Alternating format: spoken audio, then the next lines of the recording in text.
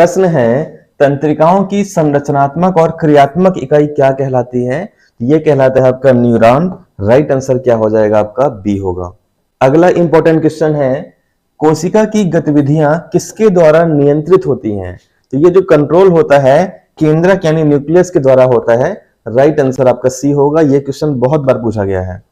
अगले प्रश्न में आते हैं, श्वसन किस प्रकार की प्रक्रिया है? तो श्वसन आपको ध्यान रखना है, ये अपचयन की प्रक्रिया है जो कैटाबॉलिक होती है। इसमें ऑक्सीजन ग्रहण किया जाता है और कार्बन डाइऑक्साइड का उत्सर्जन होता है।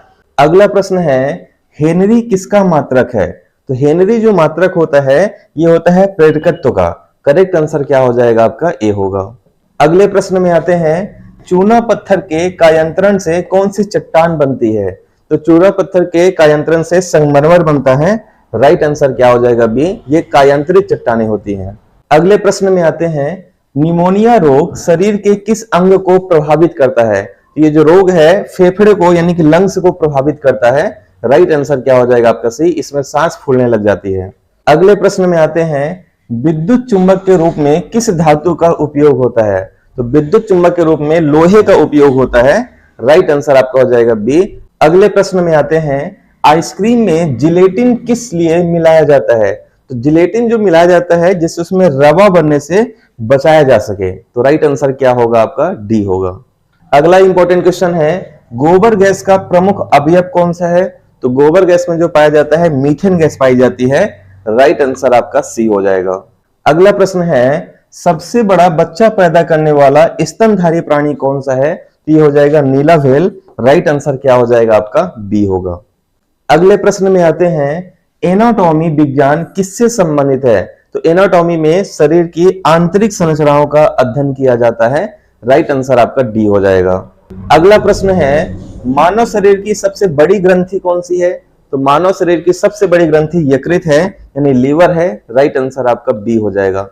अगले प्रश्न में आते हैं, मीथेन गैस का रासायनिक सूत्र क्या है? तो मीथेन गैस का रासायनिक सूत्र होता है CH4। राइट आंसर क्या हो जाएगा आपका? बी होगा। इसमें कार्बन के 1 अणु और हाइड्रोजन के 4 अणु होते हैं। अगले प्रश्न में आते हैं, मनुष्य के शरीर में यकृत का कार्य क्या है? तो यकृत का मुख्य काम जो होता है पाचन रसों का स्रावण करना होता है। राइट आंसर आपका बी हो जाएगा। अगले प्रश्न में आते हैं, नीली व्हेल किस वर्ग का प्राणी है? तो नीली व्हेल जो है आपका स्तनधारी वर्ग का सबसे बड़ा प्राणी है। राइट आंसर आपका डी हो जाएगा। अगले प्रश्न में आते हैं, शुद्ध जल का पीएच मान क्या होता है? शुद्ध जल का पीएच मान जो होता है 7 होता है। राइट आंसर क्या हो जाएगा? बी होगा। अब एक क्वेश्चन आपको कमेंट करके बताना है, केंद्रक में कौन सा तत्व पाया जाता है जो आनुवांशिक गुणों को नियंत्रित करता है? आरएनए, डीएनए, साइटोप्लाज्म या फिर क्लोरोफिल? और अगर आपको इसका पीडीएफ चाहिए तो आपको स्क्रीन में एक नंबर दिख रहा होगा 9630828149। यहाँ पे आप मैसेज कर सकते हैं। गर्ल्स और बॉयज दोनों ग्रुप इसमें अलग अलग बना हुआ है। पीडीएफ और लाइव क्लास से रिलेटेड पूरी जानकारी आपको यहीं पे मिलेगी। साथ ही अगर हमारे मेंटरशिप बैच को ज्वाइन करना चाहते हैं तब भी आप इसी नंबर पर हमें मैसेज कर सकते हैं। मिलते हैं नेक्स्ट वीडियो में, तब तक के लिए धन्यवाद। जय हिंद।